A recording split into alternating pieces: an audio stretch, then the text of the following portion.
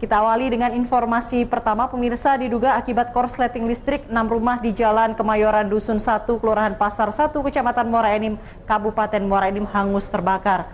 Peristiwa ini sempat membuat panik warga karena lokasi kebakaran berada di permukiman padat penduduk.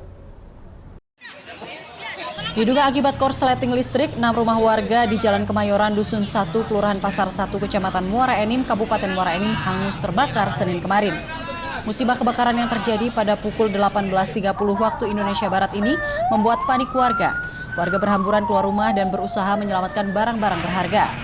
Beruntung petugas pemadam kebakaran cepat tiba di lokasi. Dibantu warga, petugas pemadam kebakaran bergerak cepat memadamkan api. Dalam waktu kurang lebih 2 jam api dapat dipadamkan. Tidak ada korban jiwa dalam peristiwa ini, namun kerugian ditaksir mencapai ratusan juta rupiah. Dari 6 rumah yang terbakar, 1 rumah rata dengan tanah. Diduga api berasal dari rumah tersebut. Warga menyatakan api pertama kali terlihat dari salah satu rumah yang terbakar.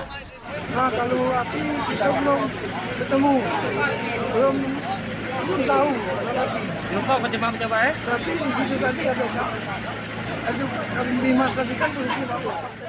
Kepala Bidang Pemadam Kebakaran Muara Enim, Adi Sutrisno menyatakan pemadaman sempat terkendala dengan sulitnya akses masuk ke lokasi kebakaran. Kalau diduga sementara kita informasi belum dapat, tapi